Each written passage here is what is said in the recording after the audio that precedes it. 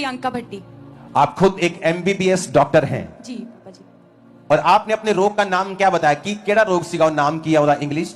पापा जी acute febrile encephalopathy. Acute febrile encephalopathy. Encephalopathy. जी। ये क्या है एक्चुअल में? इस रोग से होता क्या है? सिम्टम्स क्या है इसके?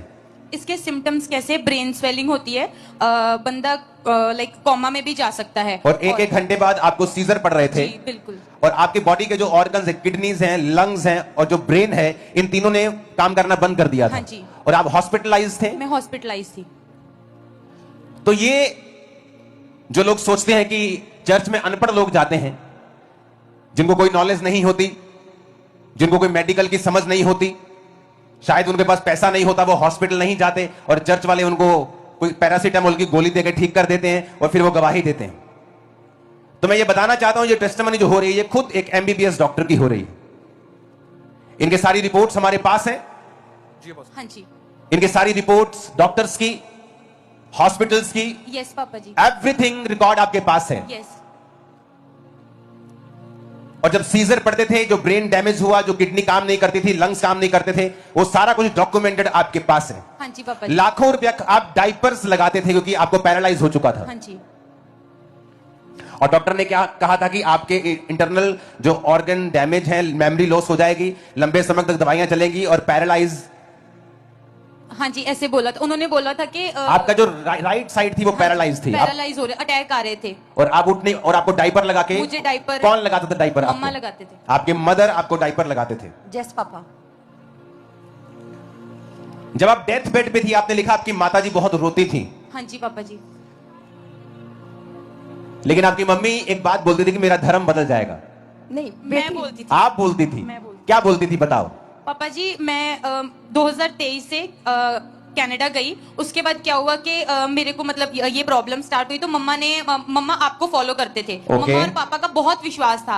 लेकिन कनाडा जो टोरंटो ब्रांच है, मैं वहां पे गई थी, 3 बार गई थी। वहां पे माहौल देख के मुझे ऐसा लगा कि ये जो परमेश्वर के दास हैं, ये सब कुछ ही क्रिश्चियन वाला करवा देते हैं। मतलब बच्चों के नाम, मतलब धर्म बदल देते हैं, सारा कुछ क्रिश्चियनिटी में कर देते हैं। तो मुझे इस धर्म को फॉलो नहीं करना। हाँ जी, मैं बोलती थी कि मैं कैसे करूंगी, ये तो बिल्कुल ही मेरा रिलीजन चेंज हो जाएगा। तो मेरे को इतना पता था कि मेरे मम्मा की जो हीलिंग है वो प्रेयर माउंटेन से हुई है। मेरे मम्मा और मेरे पापा बहुत ज्यादा आपको मतलब आप में बिलीव करते थे और परमेश्वर में बिलीव करते थे। आप एक एमबीबीएस डॉक्टर थी खुद। हाँ जी। आप चर्च में गई और आपने कहा कि नहीं, ये धर्म बदलते हैं तो मुझे फॉलो नहीं करना। हाँ जी। उसके बाद आपकी तबीयत बिगड़ गई, आप वापस आ गई पंजाब में, हाँ हॉस्पिटलाइज हुई। हाँ जी। एक घंटे बाद सीजर आने लगे, बॉडी पैरालाइज होने लगी। हाँ जी। आपको डाइपर लगा के रखने पड़े। हाँ आपका किडनी, लंग्स एंड ब्रेन ने काम करना बंद कर दिया। हाँ जी। आप टोटल हॉस्पिटलाइज थी। आपकी मदर परमेश्वर को जानती थी। हाँ जी। और वो आपको परमेश्वर के बारे में बताती रही। हाँ जी। और वो आपको प्रार्थना सुनाती रही। हाँ जी। जब आप हॉस्पिटलाइज थे तो कहां से फिर बदलाव शुरू हुआ कि कैसे आपने हीलिंग को रिसीव किया? पापा जी जब मैं बिल्कुल ही बेहोश थी तो मेरे मम्मा ने ना आके आपके वचन जैसे सुन के आना, तो मेरे मम्मा ने मेरी बेहोश बॉडी पे आपके वचन डिक्लेयर कर देने, परमेश्वर का वचन। जो मास प्रेयर होती थी, जो मास प्रेयर होती थी, आपकी मम्मा आपने इन पे डिक्लेयर किए और इनको कोई होश नहीं थी? नहीं पापा जी, इनको कोई होश नहीं होता। कितने लाख रुपया इनके ट्रीटमेंट पे लगा है? पापा जी अभी तो कोई पता ही नहीं कि कितना पैसा लग गया, बहुत। और जब ये सीजर आते थे, इसको आपको पेन्स आपको भी होती होगी कि आपकी बेटी है जो वो डेथ बेड पे चली गई है, अब डाइपर लगा रहे हैं, पैरालाइज हो गया, अब किडनी काम नहीं कर रही है। जी जी। और लेकिन आपका विश्वास परमेश्वर पे था। पापा जी मैं बोलती हूँ कि मेरी बेटी 2 बार जिंदा हुई है, 2 बार डेड हो गई थी और खुदा ने इसको जिंदा किया। पापा जी मैं बता नहीं सकती आपको कि डॉक्टर की टीम आती थी, ये कॉलर बोन है, यहाँ पर पूरी फिंगर ये पूरी डाल देते थे, बेटी को कोई होश नहीं था। जो कॉलर बोन में पूरी उंगली घुसा देते थे? हाँ, कोई होश नहीं। और ये चीज दबाते थे इसको, कोई क्या चीज दबाते थे? क्या ये नोज का दबाते थे। और फिर इसको जैसे सीधा लटाना, पूरी मुट्ठी बांध के इसके ये नाभि पे दबाना, किसको कुछ तो हो, मतलब कोई पेन की सेंसेशन हो, लेकिन कुछ नहीं होता था? नहीं, कुछ नहीं होता था पापा जी। और आपने कहा कि डॉक्टर्स की पूरी टीम इसके साथ खड़ी होती थी इसका ट्रीटमेंट करने के लिए। जी जी। और जब आपने इसको 91 साम डिक्लेयर किया, जब चर्च में प्रार्थना हो रही थी, डिक्लेयर किया, क्या हुआ इसकी बॉडी पर? उस समय जब प्रार्थना हुई तो क्या हुआ इसको? पापा जी मैं जब खुद 91 साम को पढ़ती थी, मुझे ऐसे लगता था जैसे 12 साल की रोगन का विश्वास था कि मैं प्रभु के पल्ले को छूंगी, तो मेरा विश्वास ऐसा था कि मैं 91 जमूर पढ़ूंगी, मेरी सामर्थ प्रभु की मेरी बेटी के अंदर जाएगी और जितनी मेरी तारीफ कर सकते हो कर दो खुदा पर। और मेरी बेटी जिंदा हो जाएगी। आपने लिखा, आपने प्रेयर को रिसीव किया, 91 साम डिक्लेयर किया, जी आपकी बेटी के मुर्दा शरीर में सामर्थ एंटर हुई जी जी और इसको एकदम होश आई जी जी और बॉडी रिकवर होने लगी।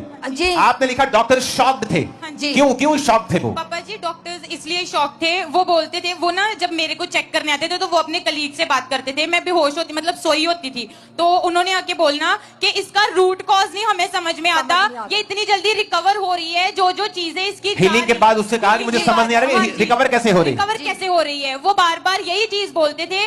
मैं उनको पूछती थी कि मेरे को घर भेज दो, मेरे को भी घर जाना है।